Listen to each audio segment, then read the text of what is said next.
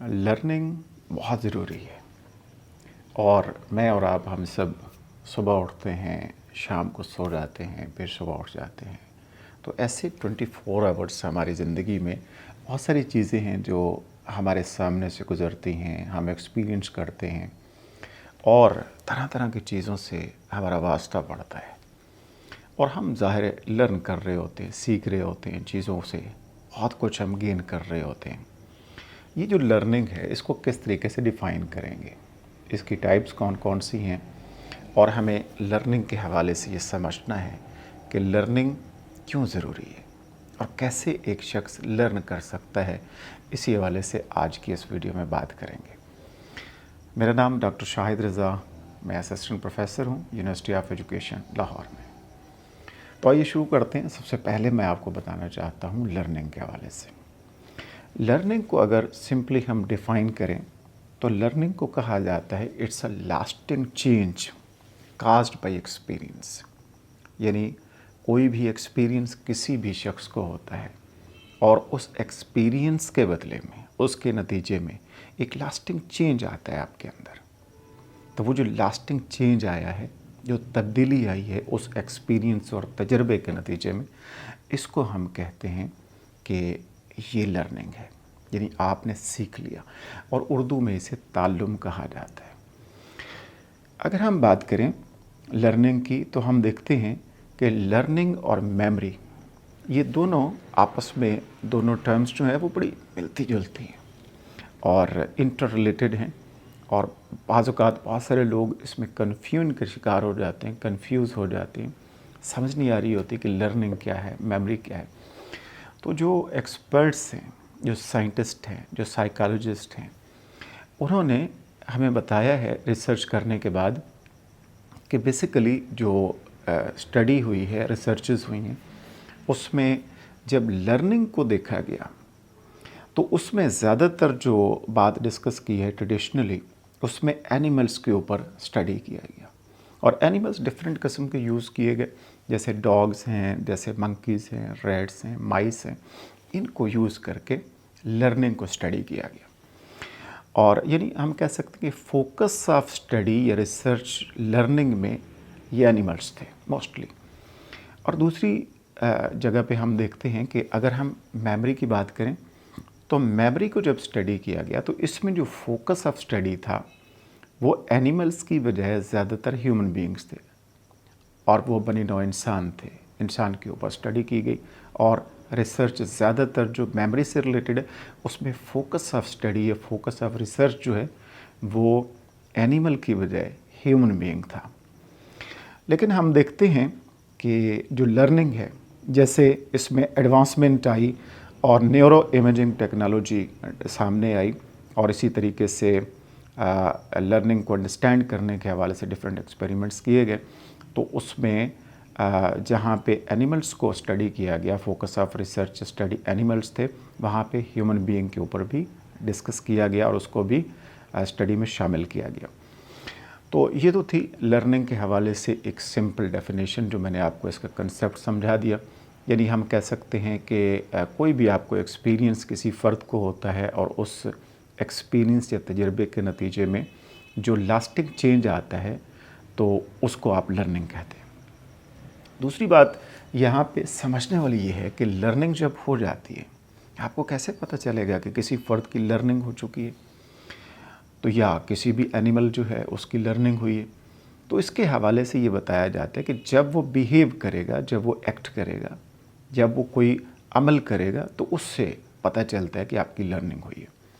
मसलन हम human being की बात करते हैं, आपने कोई तकरीर याद की है, कॉम्प्लेक्स जो है वो आपने डिबेट में आपने जाना है और आपने मेमोराइज़ की है, तो कैसे पता चलेगा कि आपने आपकी लर्निंग हो गई है? जब तक आप उसको एक्सप्रेस नहीं करेंगे, जब तक आप बोलेंगे नहीं, जब तक आप तकरीर करेंगे नहीं लोगों के सामने। तो ये बिहेव जो किया जाता है, आपके जो एक्सप्रेशन हैं, आपकी जो फीलिंग्स हैं, आपके जो अल्फाज हैं, जब अदा करते हैं, आप जब काम करते हैं, एक्ट करते हैं, अमल करते हैं, तो आपका जो बिहेवियर है उससे पता चलता है कि आपकी लर्निंग हुई है और किस तरह की लर्निंग हुई है। तो ये बात बड़ी ज़रूरी है यहाँ पे समझना। तो ये लर्निंग के हवाले से एक जनरल कंसेप्ट था। आगे हम एक दो चीज़ें और डिस्कस करेंगे यहाँ पे।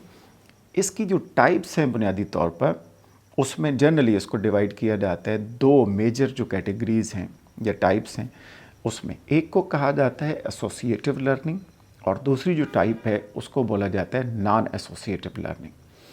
तो एसोसिएटिव लर्निंग ये है कि जिसमें आप एसोसिएशंस फॉर्म करते हैं, यानी डिफरेंट जो स्टिमुलाई है उनके दरमियान आप एसोसिएशंस बनाते हैं और उन एसोसिएशंस की बुनियाद पर आपकी लर्निंग होती है।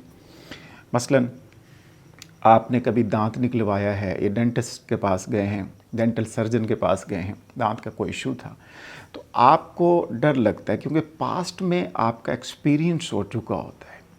लेकिन अभी हमने बात की थी कि लर्निंग क्या है कि आपका जो एक्सपीरियंस है उस एक्सपीरियंस से एक लास्टिंग चेंज आया आपके अंदर, अब आपका बिहेवियर बदला। तो सिमिलरली आपको कोई एक्सपीरियंस, बैड एक्सपीरियंस हुआ, पेनफुल एक्सपीरियंस हुआ, आप डेंटिस्ट के पास गए थे, पास्ट में दांत निकलवाया था, तो उसका पेन इतना हुआ, वो जो ड्रिल इस्तेमाल कर रहा था, वो जो इंजेक्शन आपको लगाया था, उसकी वजह से आपको दर्द फील हुआ। अब वो जो स्टिमुलाई था उसकी वजह से आप फियर फील कर रहे हैं, आप फ्राइटन हैं, आप डरे हुए हैं, सहमे हुए हैं, आपको दर्द का एहसास हो रहा था पास्ट में, उसकी वजह से आप समझते हैं कि अब भी वही होगा। तो यहाँ पे जो एसोसिएशन है ये आपने क्रिएट की। ये जो एसोसिएशन क्रिएट करते हैं, एसोसिएट करके डिफरेंट चीज़ों को फिर आप सीखते हैं या आपकी लर्निंग होती है, किसी चीज़ को समझते हैं, इसको कहा जाता है एसोसिएटिव लर्निंग। और दूसरी जो इसकी मेजर कैटेगरी है उसको कहा जाता है नॉन एसोसिएटिव। डेफिनेटली ये वो है कि जिसमें आपकी लर्निंग होती है लेकिन आप इसमें एसोसिएशन क्रिएट नहीं करते। ठीक है, एक शेर है कि पहले आती थी हाले दिल पे हंसी, अब किसी बात पर नहीं आती। तो ये है कि अब आप पहले कभी आती थी आपको हंसी, शायर ये कहता है कि अब आपको किसी बात पर नहीं आती, चाहे कुछ भी हो रहा होता है। यानी एसोसिएशन आप क्रिएट नहीं करते, इसे कहते हैं नॉन एसोसिएटिव लर्निंग। मैं मिसाल देना चाहता हूँ, आप एक नई जगह पे गए हैं और वहाँ पे आपको स्टे करना पड़ा, रात को आप सो रहे हैं और साथ एक रोड है जहाँ से बसें गुज़रती हैं, कोई ट्रेन गुज़रती है, साथ नेबर हैं, तो हम सायों से वहाँ पे एक शोर आता है कोई किसी भी तरह का, तो आप डिस्टर्ब होना शुरू हो जाते हैं, आपको नींद नहीं आती। लेकिन ये एसोसिएशन है, एसोसिएटिव लर्निंग। लेकिन चंद रातें आप गुजारते हैं वहाँ पे, अगर स्टे आपका ज़्यादा है वहाँ पे, या कहीं आप नया घर लिया है आपने, तो आप फिर आदी हो जाते हैं कुछ दिनों के बाद, फिर वो एसोसिएशन क्रिएट नहीं करते, नॉन एसोसिएटिव लर्निंग हो जाती है आपकी। यानी आपको बसें भी गुजर रही हैं, हॉर्न भी आ रहा है, आपको आवाज़ें भी आ रही हैं, म्यूज़िक भी बज रहा है, हमसाए शोर भी कर रहे हैं, लेकिन उसके बावजूद भी आप मज़े से अपनी नींद जो है वो पूरी किए जा रहे हैं, आपको नींद भी आ जाती है, आप डिस्टर्ब नहीं होते। तो इसीलिए इसे कहा जाता है नॉन एसोसिएटिव लर्निंग। तो इसीलिए मैंने आपको शेर सुनाया था कि पहले आती थी हाले दिल पे हंसी, अब किसी बात पर नहीं आती। This is called non associative learning. तो आज की इस वीडियो में हमने ये देखा, जो हमारा टॉपिक था लर्निंग, कि लर्निंग बेसिकली लास्टिंग चेंज है as a result of experience, और फिर इसका पता तब चलता है कि जब आप बिहेव करते हैं, जब आप कोई एक्ट करते हैं, अमल करते हैं। और उसके बाद हमने बात की कि लर्निंग के हवाले से और मेमोरी के हवाले से ये इंटर रिलेटेड हैं, कंफ्यूज हो जाते हैं लोग। तो लर्निंग के हवाले से बेसिकली जो एक्सपेरिमेंट किए गए, जो स्टडी का फोकस था, वो बेसिकली लर्निंग के हवाले से ज़्यादा एनिमल्स के ऊपर था, और दूसरी साइड पे अगर हम मेमोरी की बात करें तो उसमें ह्यूमन बीइंग के ऊपर था। तो इसके बाद हमने इसकी दो मेजर कैटेगरीज और टाइप्स की बात की, जिसमें एक एसोसिएटिव थी, जिसमें आप डिफरेंट जो स्टिमुलाई हैं उनके दरमियान एसोसिएशन, रब्त जो है वो मालूम करके और क्रिएट करके फिर सीखते हैं, लर्निंग होती। और दूसरी जिसमें एसोसिएशन नहीं होती, एसोसिएशंस के बगैर ही आप सीख जाते हैं, आपकी लर्निंग हो जाती है, लास्टिंग चेंज आपके बिहेवियर में आ जाता है, और इसे कहा जाता है नॉन एसोसिएटिव लर्निंग। उम्मीद है आपको आज की वीडियो अच्छी लगी होगी। नेक्स्ट वीडियो में किसी नए टॉपिक के साथ हाजिर होंगे। अपना ख्याल रखिएगा। अल्लाह हाफ़िज़।